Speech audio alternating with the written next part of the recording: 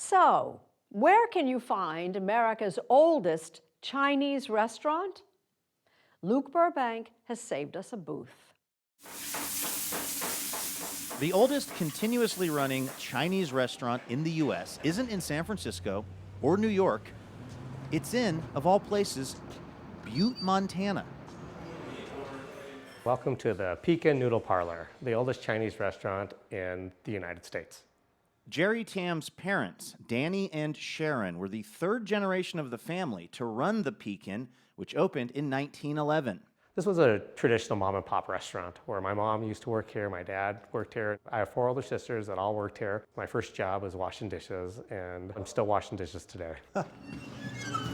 Walking around the Pekin Noodle Parlor can feel like walking back in time.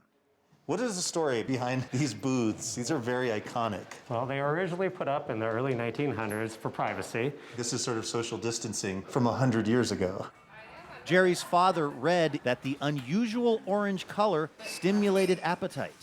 Well, the true history of the Pekin starts with these stairs. Speaking of unusual things, the Pekin is actually up on the 2nd floor of the building.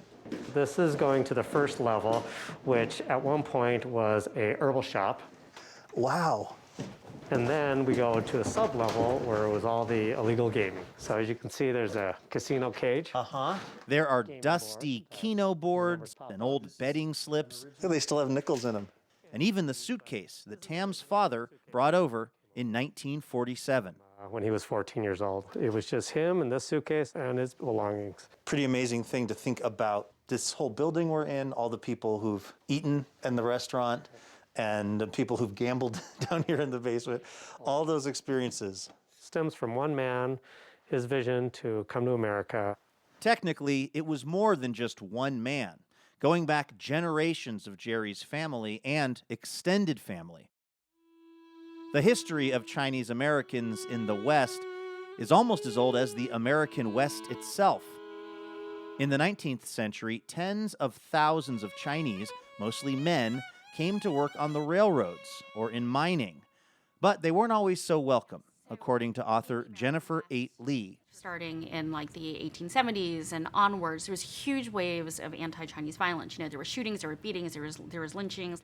The hatred culminated in the Chinese Exclusion Act of 1882.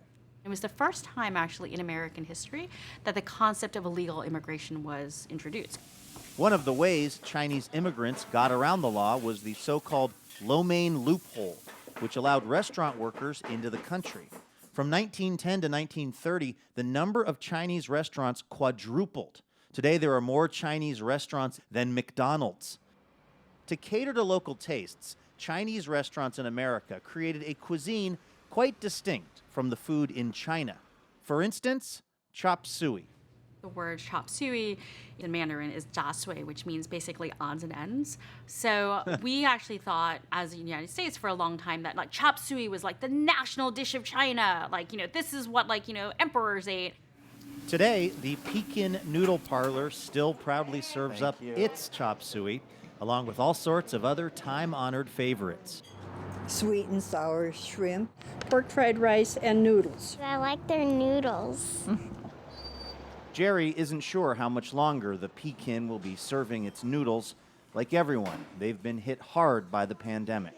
But one thing is clear: his family's place in American history is here to stay. We've been through the Spanish flu, we've been through 2 world wars. So I guess people in Butte, they love my father, they love the restaurant, and they would never want to see anything happen to it.